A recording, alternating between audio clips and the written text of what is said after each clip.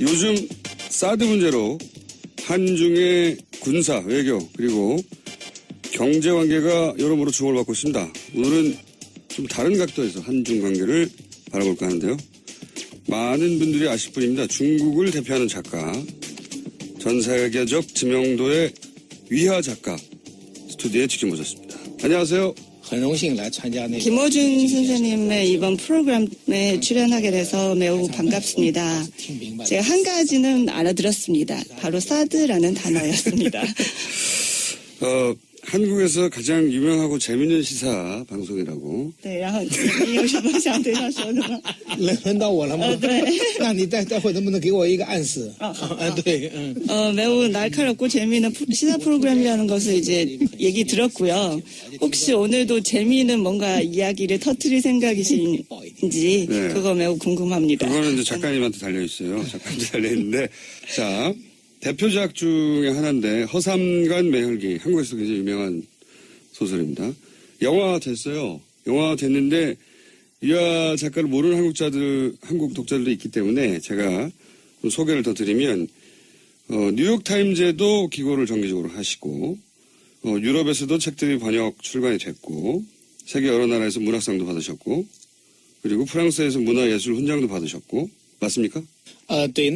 저는 사실은 이런 것들은 중요치 않다고 생각합니다. 특히 정부에서 주는 상 같은 경우는 특히 그런데요.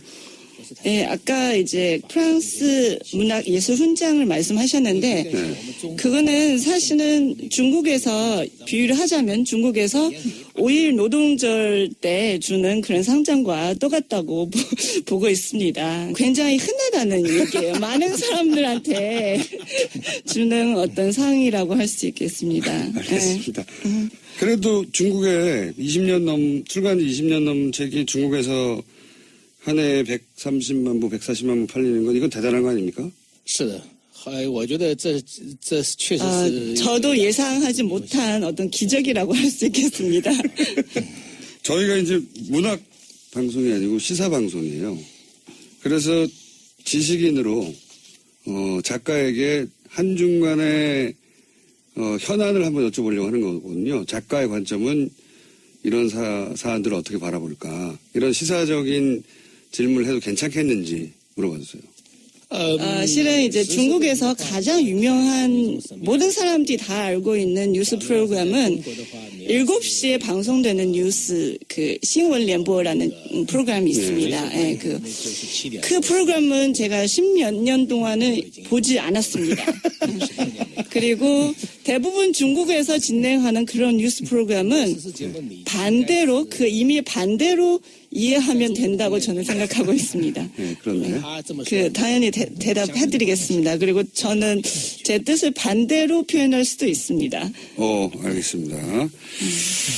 이제 한중 관계를 한국에서 바라볼 때하고 중국에서 바라볼 때 이제 다를 수밖에 없을 텐데 중국에서 보는 중한 관계하고 한국이 바라보는 한중 관계하고 이렇게 다르구나 하고 느낀 적이 있으신지 있다면 어떻게 다르게 느끼셨는지.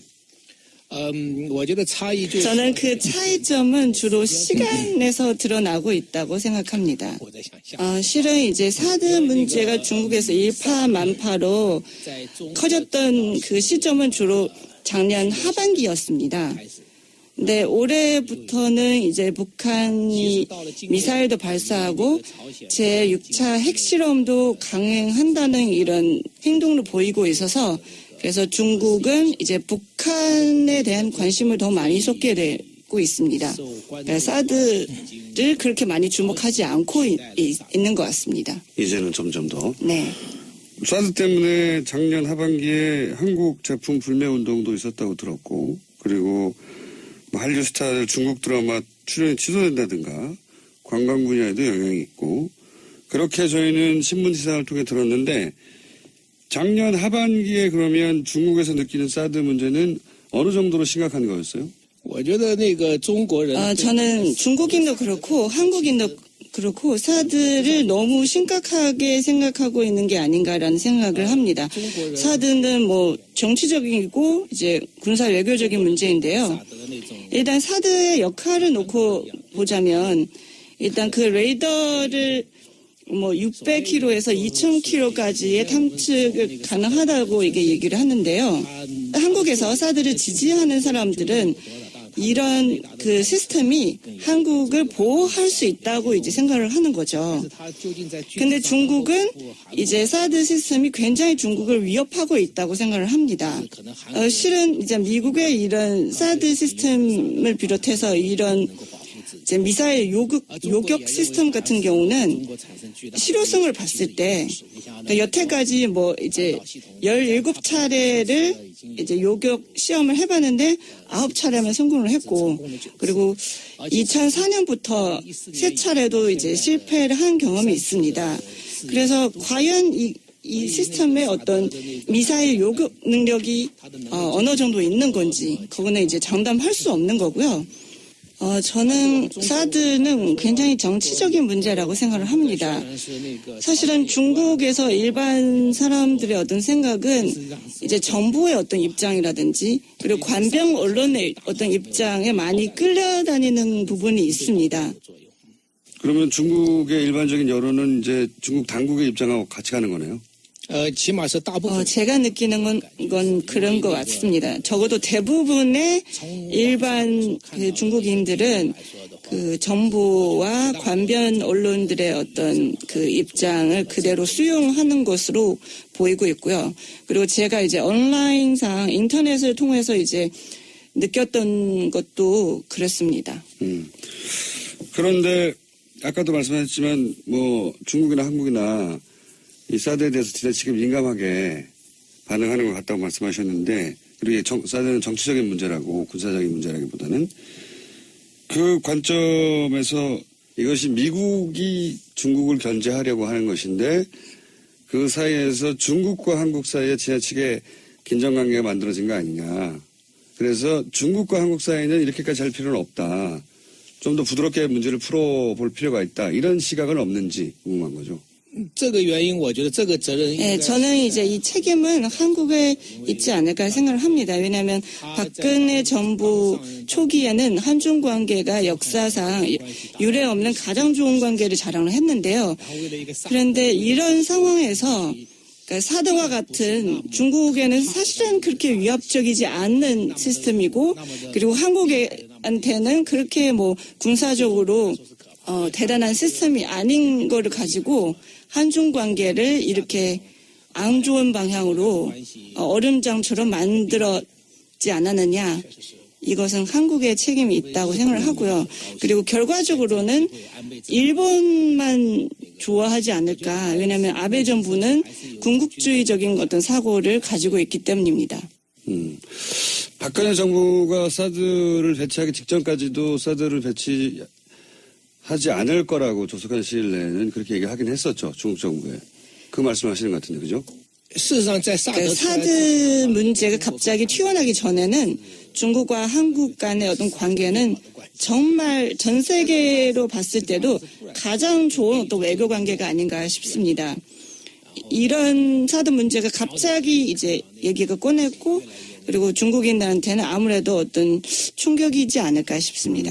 但事实上真正到那个萨德 중국인이 사드에 대한 어떤 분노 같은 것은 사드 배치 직전까지는 가장 최고조였습니다.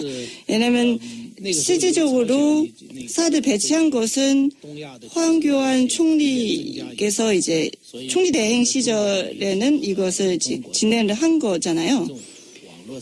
사실상 이제 사드 배치를 결정하고 나서 그 뒤에 중국인들의 어떤 관심사는 북한의 뭐 미사일 발사라든지 핵실험이라든지 이런 북한의 도발 때문에 관심사가 완전히 북한 쪽으로 옮겨갔습니다.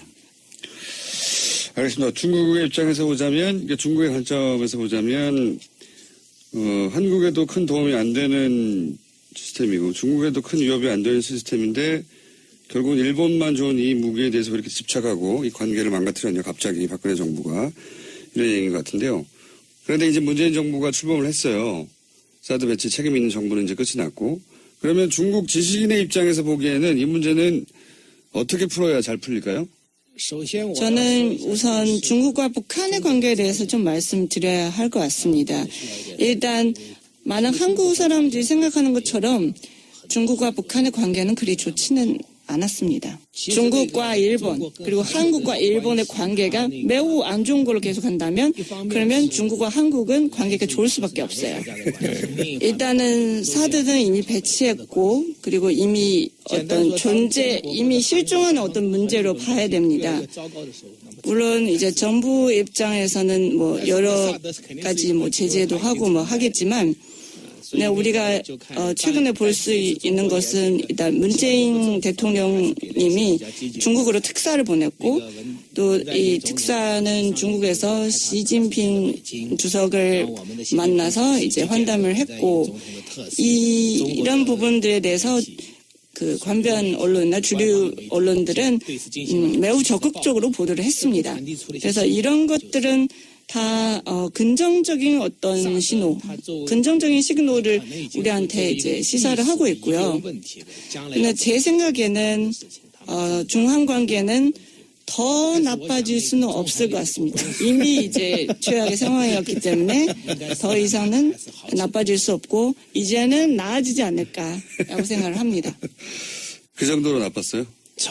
물론 이제 92년부터 한중 수교 이래 조금만 그런 문제들도 있었겠지만 그런 우유곡절이 조금 있겠지만 여태까지는 굉장히 긍정적으로 이제 발전을 해왔습니다. 특히 이제 일본이 거기서 중요한 역할을 한다고 저는 봤는데요. 이제 그런 극우적인 성향 가진 일본의 정치자들이 있었기 때문에 한중 관계가 더 좋아졌던 것 같고요. 그리고 저는 이제 이 사드 문제는 북한에 위협 주는 그런 시스템이라기보다는 오히려 한중 관계를 해치는 장애물이 아닌가 생각이 됩니다. 하여튼 굉장히 나빴다는 거죠. 네, 사드 굉장히 때문에 나빴었습니다. 그래서 네. 더 이상 나빠질 일이 없기 때문에 좋아질 것이다. 네, 네. 그러니까 이 사드 문제는 박근혜 정부가 만들어 놓은 문제이기도 한데 지난 대략 9월부터 이제 최순실 박근혜 게이트가 한국에서 시작되고 이 뉴스가 중국에서도 크게 보도가 됐죠. 중국에서는 이 사건을 어떻게 보셨는지. 최순실 게이트에 대해서는 중국은 대대적으로 보도를 했습니다. 이 보도의 어떤 빈도수나 이렇게 그 수량으로 봤을 때는 80년대 광주 사건에 대한 보도하고 비교할 수 있을 정도로 굉장히 엄청났다는 겁니다. 보도량이. 네. 그래서 결과적으로 박근혜 정부가 이렇게 돼도 싸다는 생각을 하고 있는 것 같습니다. 왜냐하면 중국은 이제 그 사드 배치가 주장하는 박근혜 정부에 대해서는 뭐 어떻게 할 수 없잖아요. 근데 한국인들이 이 박근혜 정부를 이제 쫓아내고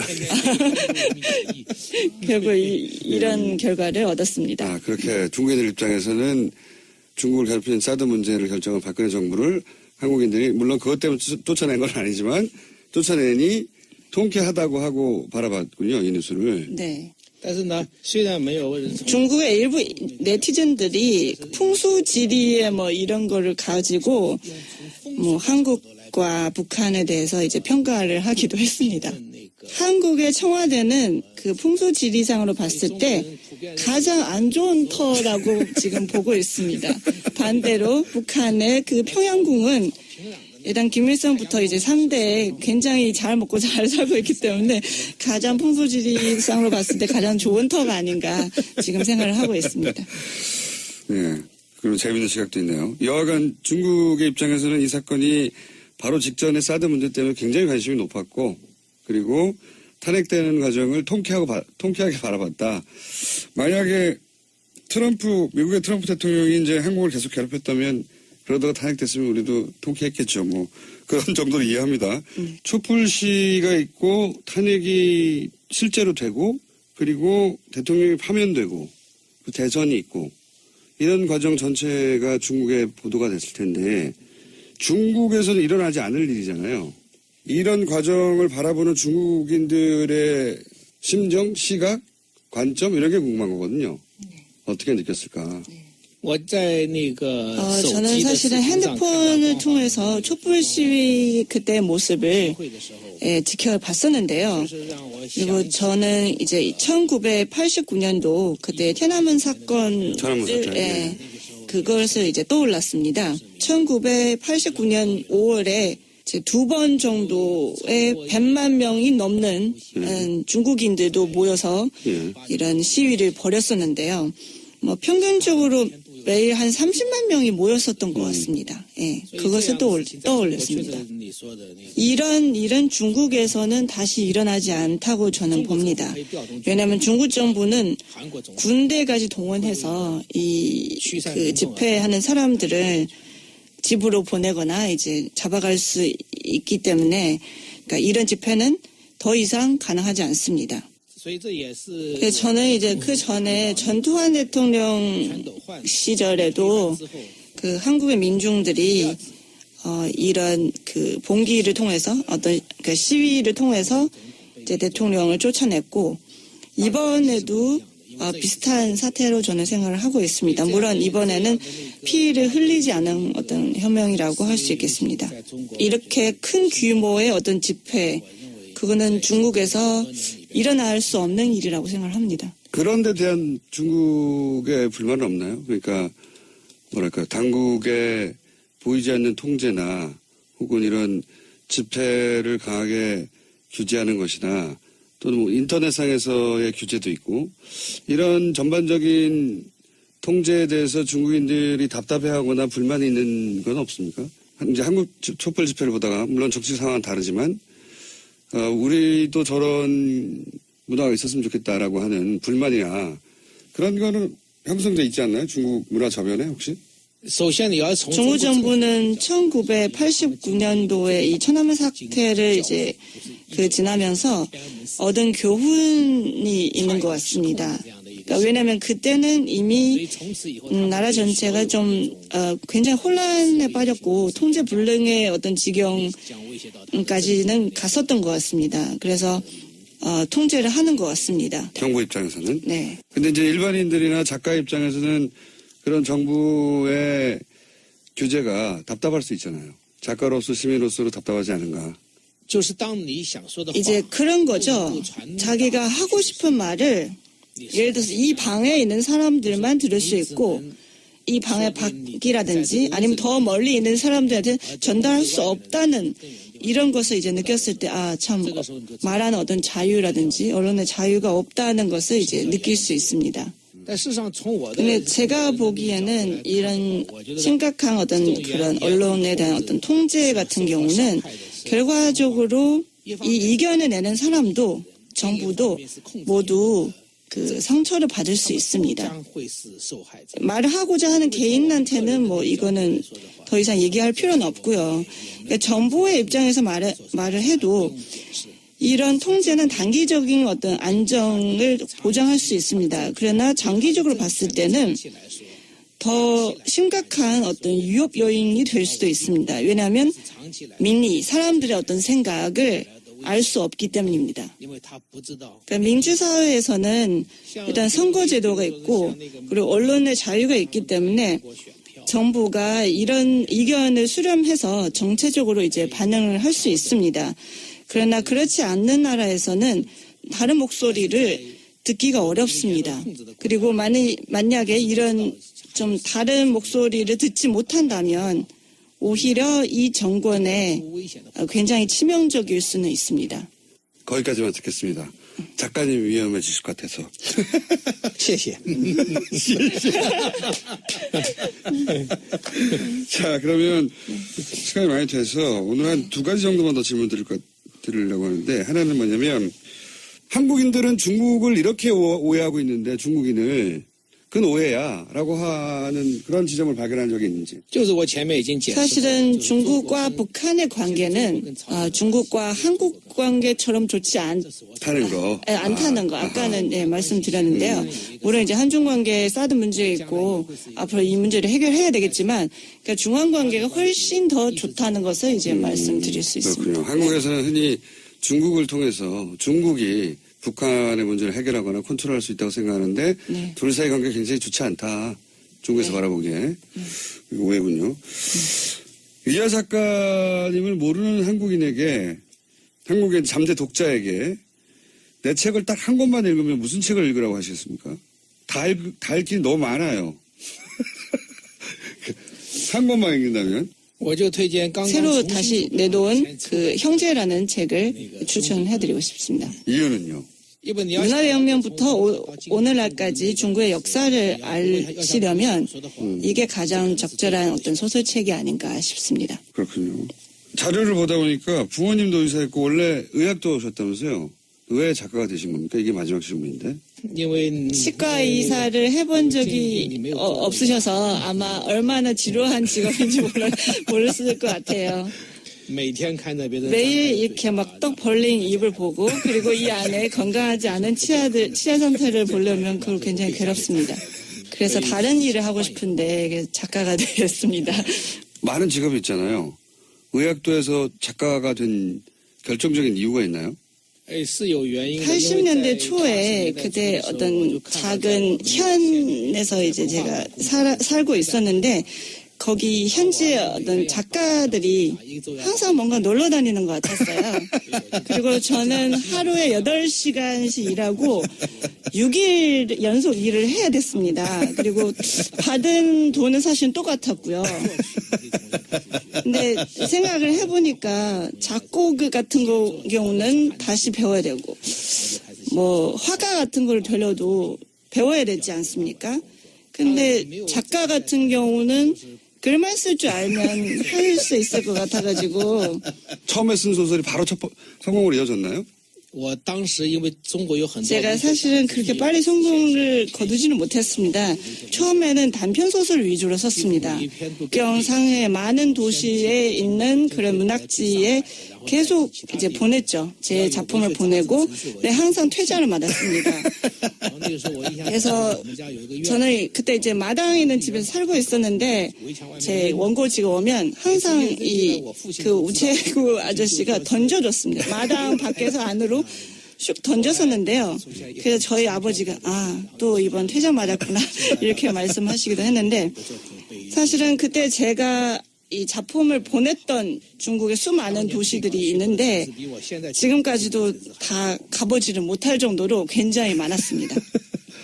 그럼 첫 번째 성공이 언제, 얼마나 시간이 지난 다음에 어떻게 사람들이 알만한 작품이 탄생한 겁니까? 그게 뭡니까? 然后我那个其实现在回忆 사실은 이제 제가 92년도에活着, 그러니까 살아간다는 거, 그 한국에서 뭐 인생 이렇게 번역하기도 했는데 그 책을 이제 내놨는데 시제적으로 98년도부터 갑자기 인기가 좀 많아진 것 같습니다. 그리고 20년이 지났는데도 지금 해마다 100만 부 이상 팔리고 있습니다. 인생이요? 네네. 어떤 이제 문화평론가 같은 분이 저를 찾아왔었습니다. 그래서 그 인생도 있고 호상과 멸혈기도 있는데 그 책이 왜 이렇게 잘 팔리고 있는지를 분석을 해봤는데 그래서 뭐 첫째, 둘째, 셋째, 넷째 이렇게 나열을 했는데 저는 굉장히 힘들게 끝까지 이제 참고 들었는데 제가 보기에는 다 헛소리인 것 같습니다. 제가 중국에서 이렇게 그 인기 작가가 된 것은 결국은 운이 좋아서 그렇습니다. 제 철학관하고 비슷하시군요. 예. 운이 좋아야 돼요. 他的哲学比较像，他也觉得他自己运气比较好。 운이 좋아야 돼요. 98년에 무슨 운이 터진 거죠, 근데? 就是换了一个 저도 사실 어리둥절합니다. 그냥 출판사만 바꿨을 뿐인데 갑자기 어느 날에 슈퍼마켓 갔더니만 슈퍼마켓까지도 그 인생이라는 책이 떡하니 이제 팔고 있었더라는 거죠. 我现在有种预感，兄弟 저는 이제 형제도 한국에서 크게 성공할 것 같다는 예감이 듭니다. 왜냐하면 출판사를 바꿨기 때문에.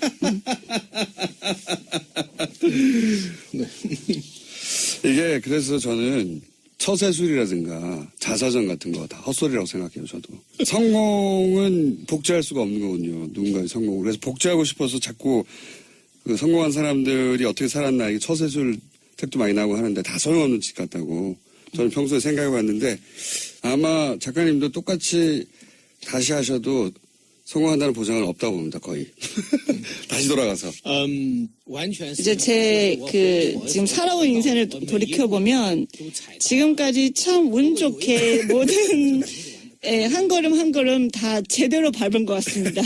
알겠습니다. 그래서 저는 모든 사람이 운교, 불교 말고 운을 믿는 종교, 운교의 신자가 되어야 된다고 생각하는 사람인데 오늘 여기까지 하겠고요. 오늘 말씀 굉장히 솔직한 인터뷰 감사드린다고 전해주시고 오늘 여기까지 하겠습니다. 감사합니다. 시에시에님. 谢谢。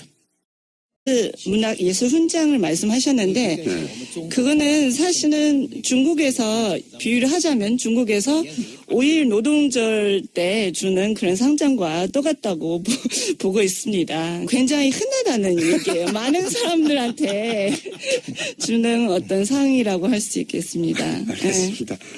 그래도 중국에 출간 20년 넘은 책이 중국에서 한 해에 130만 부, 140만 부 팔리는 건 이건 대단한 거 아닙니까? 是的，我觉得这确实是 저도 예상하지 못한 어떤 기적이라고 할 수 있겠습니다. 저희가 이제 문학 방송이 아니고 시사 방송이에요.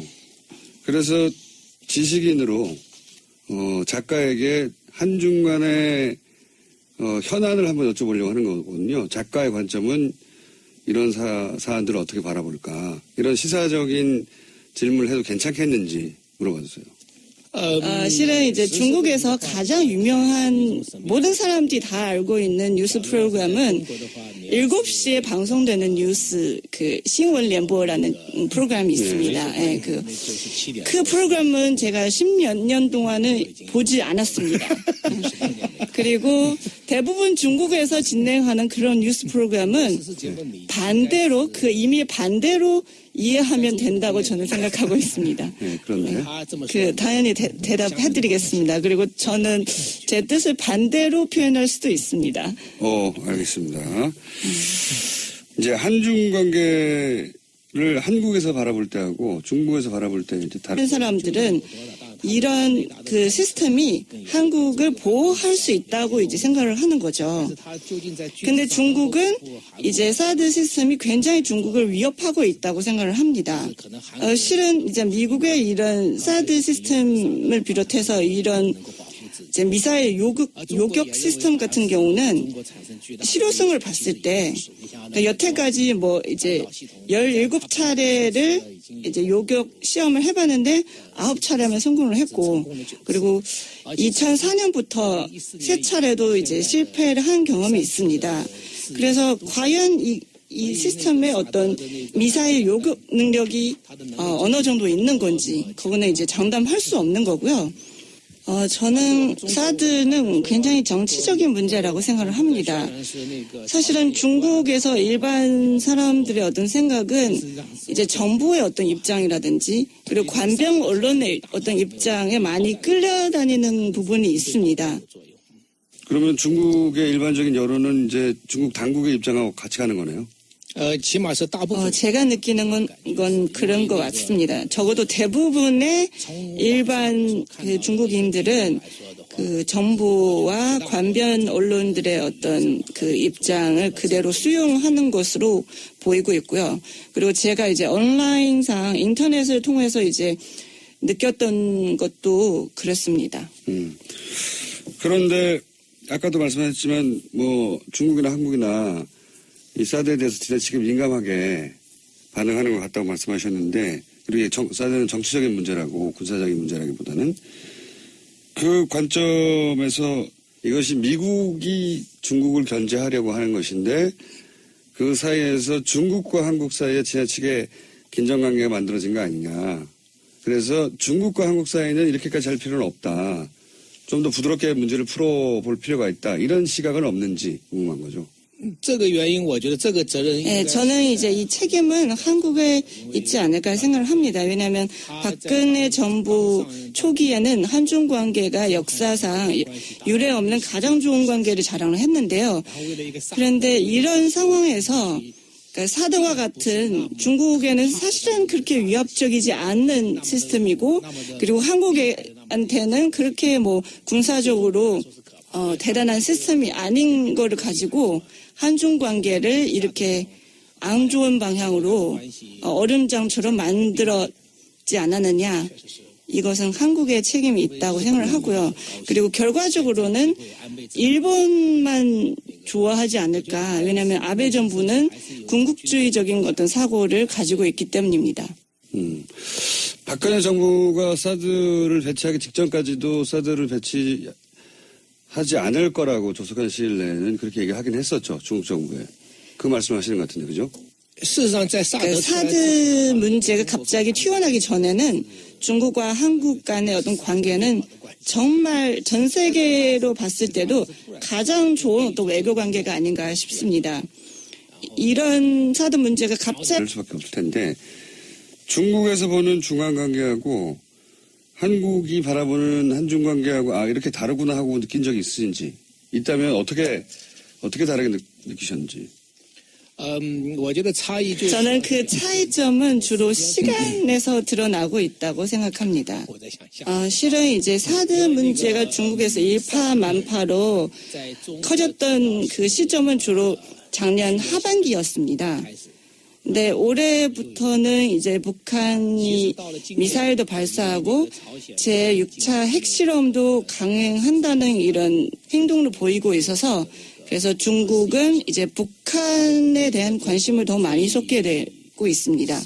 그러니까 사드를 그렇게 많이 주목하지 않고 있는 것 같습니다. 이제는 점점 더. 네.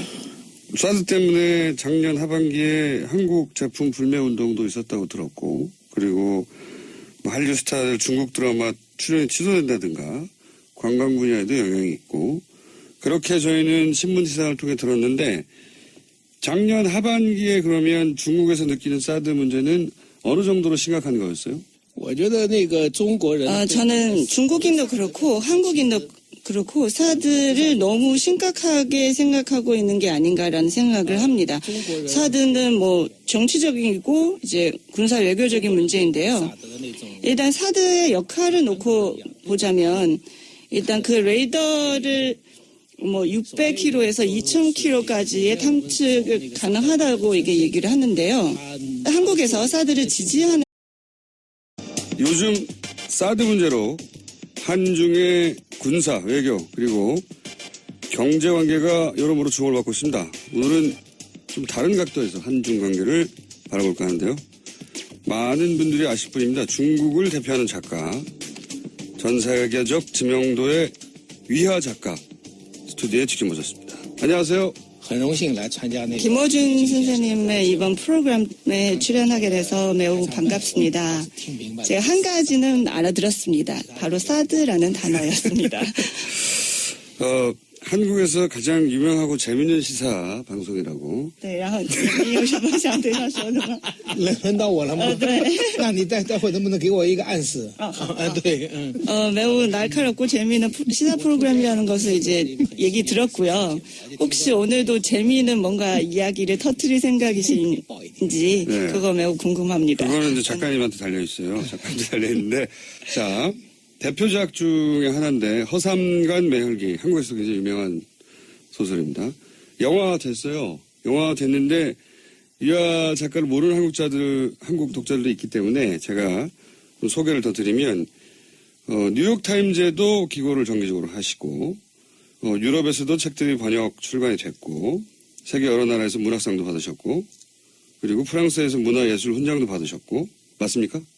对，但是那个 저는 사실은 이런 것들은 중요치 않다고 생각합니다. 특히 정부에서 주는 상 같은 경우는 특히 그런데요.